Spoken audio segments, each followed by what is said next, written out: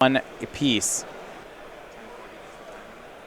And they have 10 minutes, 40 seconds for game 3. Let's get it moving. Play draw, not very important in this matchup. Honestly, No. if I got this pairing, I'd strongly consider taking the draw. Turn 1 Serum Visions for Kazu. 9 and 2 for Nick Moore. Kazu Negri 8, 2 and 1. Remember, we're thinking that it is 3 and 1. It's going to be what it takes for top 8. Nick on a 6-card hand this game. He goes turn 2, Rest in Peace. I'm going to call it a 5-card hand because of that Rest in Peace. Well, stop search from Azcanta Forever Transforming, so it was somewhat of a removal spell. Sure. Interestingly, Nick's a 2 Snapcaster deck, whereas Kazu is a 4 Snapcaster deck. Yep, you shut off Snapcaster in a sense. It still is a creature you will have to deal with inevitably. The Search for Azcanta also generates non-zero value just as scrying every turn. It does. The longer the game goes, the more effective having something like that is. Yeah. See, immediately for Nick, he's going to make Field of Ruin and then Serum Visions. Knocks Kazu's Steam Vents off, and Kazu actually just gets an island. So he has 5 basics total in the deck. So right now he seems to be happy to be off red mana. Yep. Path to Exile goes away. Kazu draws a different spell. Draws a land, says go. Yeah, you keep some number of paths in because you don't want to just get run over by a Celestial Colonnade. There's also Vendilion Clicks available, though you can Lightning Bolt those ones. And step Snapcaster Mage from Kazu. I feel like at this point, Ryan, the Rest in Peace has earned its keep between making Snapcaster into a 2-1 and Search just into a Scry machine. Both of those are still cards that do something, but they don't feel like full cards. Is it fair enough to say that Rest in Peace hasn't earned its spot yet? It's mostly that you have some cards in your main deck that are just horrendous. Your Supreme Verdicts, your Settle the Wreckage, your Sure. Wrath of God. That stuff's all got to come out. Rest in Peace, I think, is pretty mopey in the matchup. I've played a lot of these Snapcaster decks against the blue decks with Rest in Peace, and just casting Snapcaster forces action inevitably, so I don't mind it too much. All right, big play here. Nick sacrifices Field of Ruin. He goes to target one of Kazu's lands. In response, Kazu casts Wear Tear on the Rest in Peace. So now Azcanta's working again. Yeah, because the Rest in Peace is no longer there, because we responded to Field of Ruin. Kazu also set up with 2 cards in his graveyard, building towards that Search for Azcanta transformation. How do you like this strategy? Nick's using his Field of Ruins very aggressively on Kazu's lands, not holding them toward anything like Colonnade. Colonnade is not of tremendous consequence.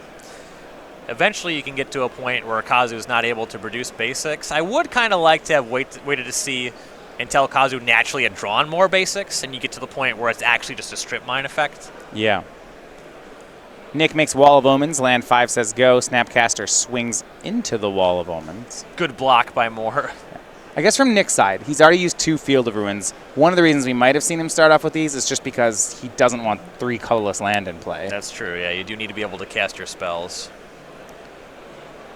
This is in response to Vendilion Click. Kazu's going to crack a fetch land. I would hope for a non-basic. Yeah. I want to say Vents. that I saw an Electrolyze in the holdings, which is an excellent response to Vendilion Click. It is. And originally I think the Electrolyze could have hit the Wall of Omens, but now he'll go 1-1 with the Vendilion Click. It's much more strong. Yep. His hand, let's take a look. Cryptic Command, Serum Visions, and a land. Pretty reasonable holdings. Kazu, pretty far from the point where he can cast 2 Cryptic Commands in a turn, though because the card is so powerful, it's pretty reasonable to take 1. And Moore does. Draws an Arid Mesa. That's definitely a trade down. You would have rather have had the 2nd Cryptic Command. I don't see where Nick goes from here. Looks like Gideon of the Trials with Logic Not Backup. But Logic Not Backup's a little sketchy. He only has 1 card in the graveyard. It's not really a counterspell yet. No. Player has not access to too much mana just yet, and Moore, I believe, missing a land drop here. Yeah. So the Logic Knot does get a little bit better. Well, with Logic Not only on 1, it opens the door to Kazu just tapping out for something like Teferi. 6th land, we'll see if he can do it. 4 cards in graveyard right now. He kept on top with Search for Azcanta, and for Kazu, he just passes. 1 Cryptic Command. Both players know about it. Yep. No reason to play into that one. And Nick will use Gideon to attack. If this connects, Kazu will go to 11. And it does.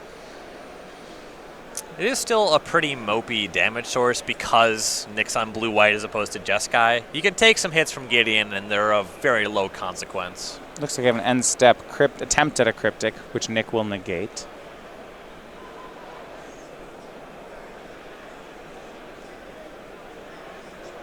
Kazu looks like he might fight back here. Yeah, I think he's been holding on to a Dispel for a little while. Looks like he has. Here's a Dispel. Logic not back from Nick. Has to exile for 2, and that's going to work. So Counter War is won by Nick. Kazu untaps, but 7 cards in graveyard means he may now transform as Kanto. And getting rid of the other search, that's a pretty good one to flip over, too. Yeah, see, I'm always the other way. I always bin a card when I play with Search for Azcanta, and then I draw my second search as the one under it. And it's like, man, yep, did that wrong. For that reason, I frequently sideboard out the second copy. Oh, God. I might be going a little far. That's so terrible. Oh, no. Speaking of terrible, activation of the search. Kazu misses. It missed. It's all lands. Yeah. At least you're not drawing the lands. But what I like is that Kazu's now, speaking of lands, look, he has 8 in play to Nick's 5, and we're in a control mirror. That's huge. Yeah, as long as you keep up on cards in hand, it means you're going to be winning most or all of the counter wars. Yeah, keeping on cards in hand, keeping on clock matters too. Now, fortunately for Nick, he's got his last 2 Field of Ruins in play, and I don't think that's going to matter. I don't really expect Kazu gets to untap with Azcanta. Yeah.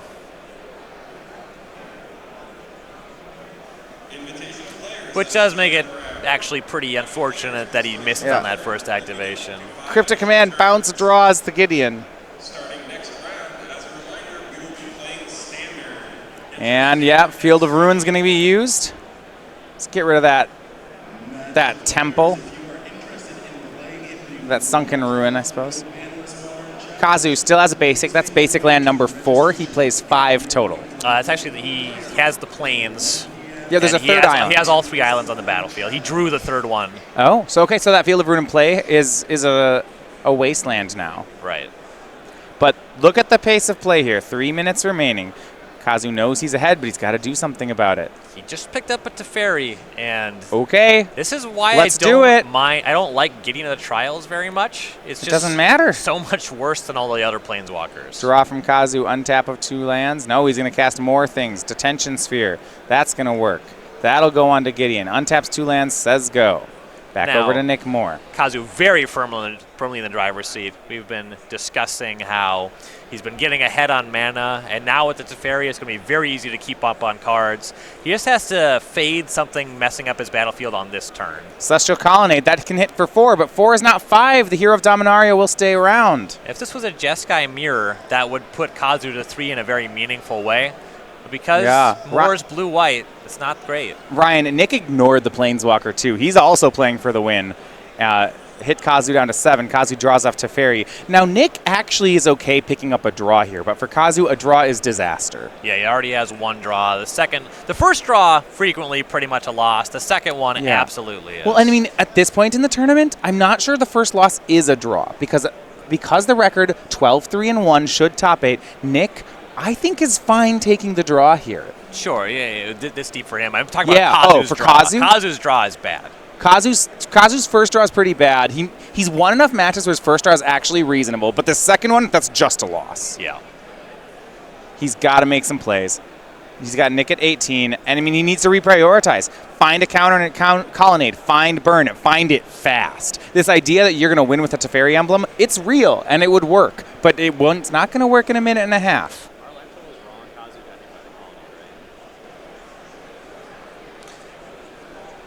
Yeah, you do want to go for that win.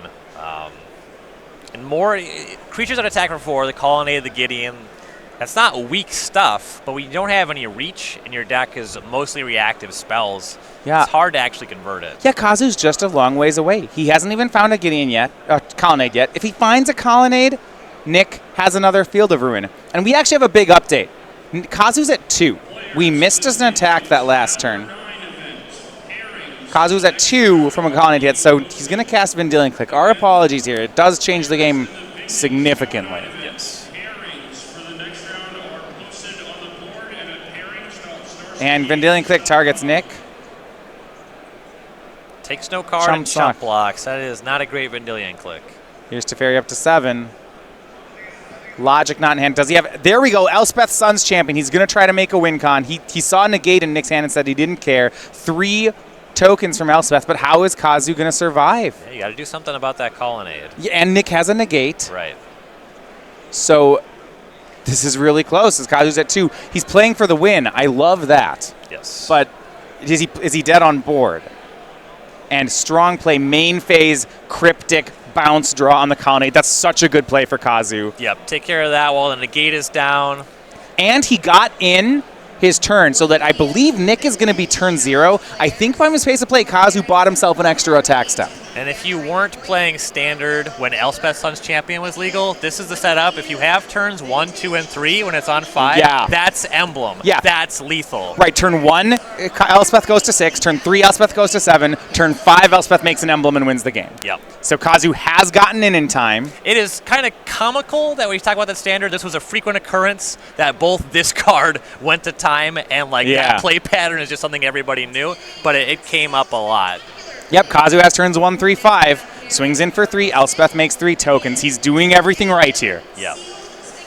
And hopefully... Just has to protect it. I believe there's a path to exile in front of hand. He has logic not to fight over negate. He has that colonnade locked up now. Yeah, he needs to make sure he does not lose, right? He has to win this colonnade fight, and that's where Nick could win. We go to Nick. It's turn 2. Well, the colonnade's so mana intensive, and Kazu is so ahead on mana. Exactly. One counterspell should do it. That's what I like here. It's leveraging the advantage.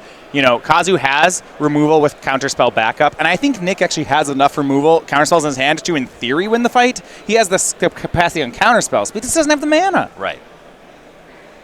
Hitting land drops. Very important in control mirrors. And I like that. Now, that was a wasteland, so Kazu's down 1 on mana, but he's up so much, and that's because of Teferi. He's drawn so many more cards. Yep. Teferi also just gets to emblem next turn. I don't know if you care, but it does. Vendilion Click. Is this end step? Whoa, this matters, Ryan. I think Kazu also has a lightning bolt, but it does force him to have that. Well, but it takes his path. Oh, yeah. You have to miss that trigger. Yeah, you probably have to logic knot this, actually. But if you logic knot it... Then you open yourself up. You can lose to negate. More needs a land drop, and if you pre-combat it, the colonnade has to tap, so you're still good for that turn. Right. So, okay, so what it is, say Nick draws a land. What Kazu has to do is time... I'm going to walk through what you said because it's really important. Yep. Nick activates colonnade. If Kazu wants to path it, he needs to path it before combat. So that if Nick negates, he says, fine, you negate, but your colonnade's tapped. Right. Once it's declared an attacker, tapping it does not do anything to remove it from combat, but if you get it before it's declared an attacker, tapping it stops it from being able to be declared as an attacker. And Nick drew the land, so let's see if Kazu can time this right. Yep. If he misses this, it's the game. Right. He should have it with correct technical play here. Nick activates colonnade. Kazu, don't let it attack. And it looks, see that hand motion. Before attacks, path it. Love this. Negate. Yep. That's no fine. attacks. Boom. Go. Turn 3. Well done from Kazu. He is following the blueprint here. Now he does need to have an answer to the colonnade now, but Teferi makes that relatively easy. We get emblem there. Teferi makes an emblem, but can he draw a card? Yeah, I think that's second Teferi for a little bit now. So second Teferi, plus draw a card. Now with that Teferi emblem, exile your colonnade. Yep, easy. And he's shaping up. Remember to plus that Elspeth so we can get our emblem next turn. Swings for 6. Elspeth to 7. Nick's at 8. Gets to untap 2 lands. He doesn't have any more counterspells, but I don't think there's anything that deals 2 damage. Turn 4 is going to be Nick's, and what a game from Kazu Negri. Theoretically, he'd have to be able to fight over a cryptic command here to tap down his attackers. Yeah, absolutely. Spreading Sea is a pickup for Nick. That will resolve, I think. Yep. Yeah. Land, question mark for Nick. Is he dead? Did Kazu do it? This does not look like he's going to have a cryptic, so I think another Kazu Spreading Seas? That's sure. Yeah, forget about that. That's not part of this game. And look at that. Turn 4. Looks at it. Tapped land. It's a colonnade. Says go. Kazu's got turn 5. And that paced it right, played it right, drew it up, made an Elspeth, shipped with 2 seconds to buy himself this extra turn. Has a counter spell in hand, a dispel in hand. Exiles away Nick's blue mana. This is going to do it. Yep. 9, 2, and 1 going into standard after he makes the emblem. And there you go, Kazu Negri. He's going to go live for top 8 moving into the standard rounds. What a good show with Jeskai.